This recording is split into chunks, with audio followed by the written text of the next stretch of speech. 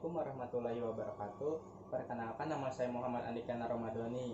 Nah, saya di sini akan menjelaskan tentang apa itu antropometri, nyeri, dan sensoris. Nah, yang pertama-tama saya akan menjelaskan tentang antropometri. Nah, jadi antropometri itu adalah suatu ilmu yang dimana mempelajari pengukuran komposisi tubuh manusia. Nah, yang dimana antropometri ini dia dapat diukur, contohnya seperti tinggi badan, berat badan, komposisi tubuh manusia atau lingkar tubuh manusia. Nah, terus di situ juga ada IMT. Apa itu IMT? Nah, IMT itu adalah indeks massa tubuh yang dimana dia mempunyai rumus yaitu berat badan per tinggi badan kuadrat. Nah, terus menurut WPRO, menurut WPRO itu kurang dari 18,5 kg per meter persegi itu dinamakan kurus. Nah, terus dia itu dikategorikan ada empat kategori, yaitu yang pertama ada keadaan normal, pre-obes, obes 1, dan obes 2. Nah, kalau keadaan normal atau ideal itu mempunyai nominal 18,5 hingga 22,9 kg. Nah, terus sedangkan pre-obes itu adalah keadaan 23 hingga 24,9 kg. Nah, terus ada keadaan obes 1. Nah, obes 1 itu 25 hingga 29 kg. Nah, terus ada obes 2. Nah, kalau di obes 2 ini dia ini lebih dari 30 kg. Nah, gitu. Nah, terus di sini saya akan menghitung IMT dari Bapak tersebut. Siapa itu? Permisi Bapak, berapakah berat badan Bapak? Berat badan saya 62 kg. Ya, terus tinggi badan? Tinggi badan saya 169 cm. Oke, tunggu bentar ya Pak.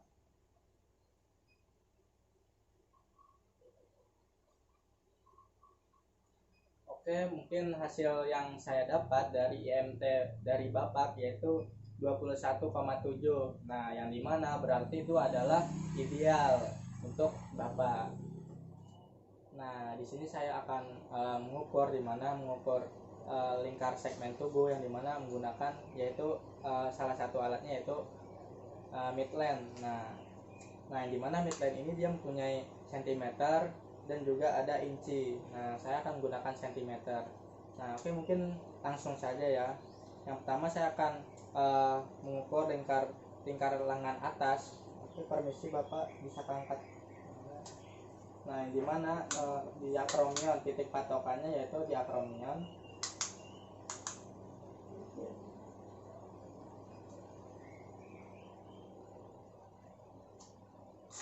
Nah, terus di lingkar lengan bawah yaitu di epicondylus lateral.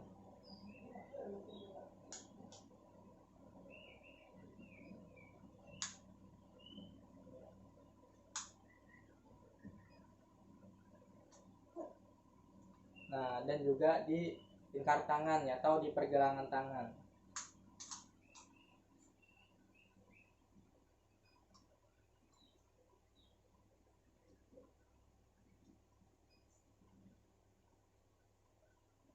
Nah, selanjutnya saya akan mengukur lingkar tungkai atas.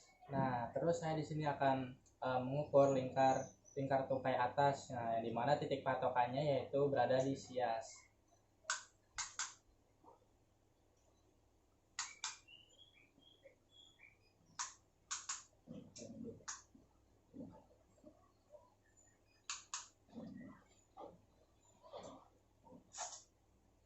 Dan juga saya akan mengukur lingkar tungkai bawah yaitu di tuberositas tibia.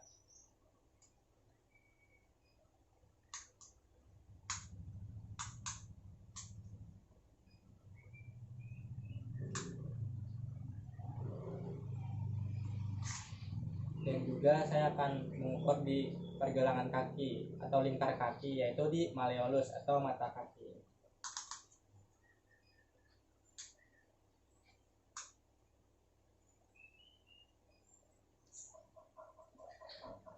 Nah, saya juga akan mengukur di bagian pinggul yang dimana titik patokannya itu melewati di kedua sias.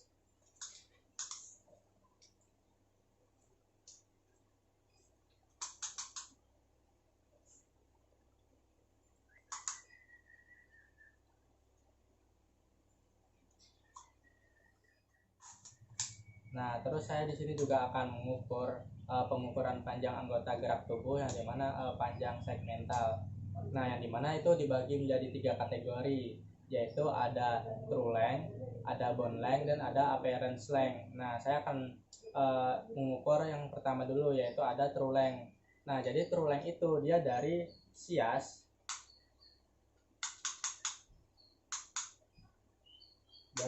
hingga ke malleolus medialis yang ke dalam.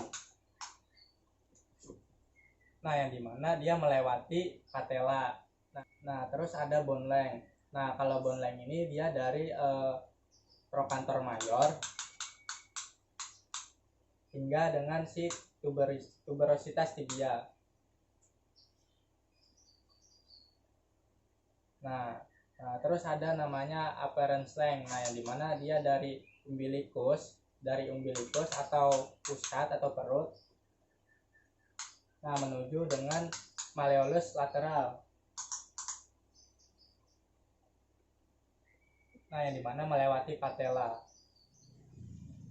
Nah, jadi di sini saya akan mengukur pengukuran sangkar torak. Nah, yang dimana sangkar torak itu juga dibagi menjadi 3 kategori. Nah, yaitu ada melingkar melewati aksila, itu bagian atas, dan juga tengah, yaitu melewati mamae, dan juga bagian bawah yaitu melewati processus hypoideus. Nah, saya akan mencontohkan salah satunya. Permisi ya, Bapak.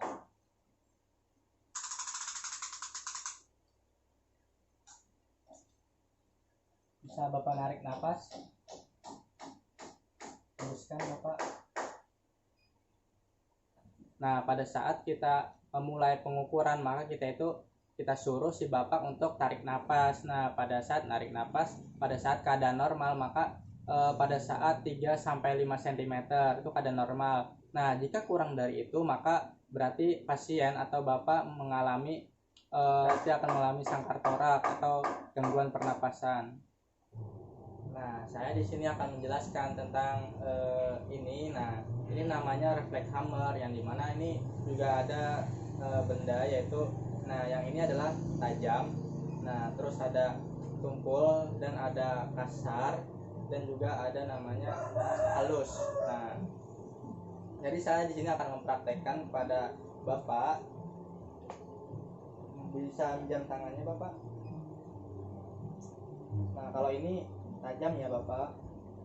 Nah, kalau ini tumpul, ini kasar, ini halus. Nah, kalau Bapak sudah tahu, mohon tutup mata ya, Bapak. Ini apa, Bapak? Tajam. Kalau ini Kasar. kalau yang ini Halus. ini lagi Halus. nah, ya mungkin begitu.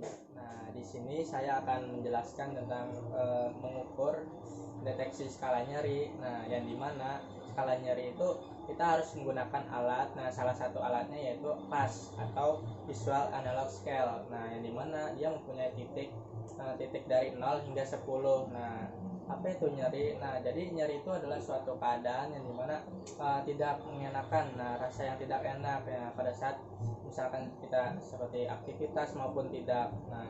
Nah, terus di skala nyeri ini itu ada titik 0 hingga 10. Nah, yang dimana itu kalau 0 itu dia menandakan tidak ada rasa nyeri. Nah, sedangkan 1 sampai 3 adalah nyeri ringan, dan 4 sampai 6 adalah nyeri sedang, dan 7 sampai 9 nyeri berat, dan 10 itu adalah nyeri yang tidak tertahankan, nyeri yang sangat sakit. Nah, untuk pada saat kita berhadapan dengan pasien, maka yang kita hadapkan adalah seperti ini. Nah, mengisi perhatiannya ya, Bapak. Nah, jadi pada saat kita ini misalkan semakin ini ke sini, maka itu adalah semakin berat rasa nyerinya. Nah, semakin ke bawah, maka itu adalah rasa nyerinya ringan.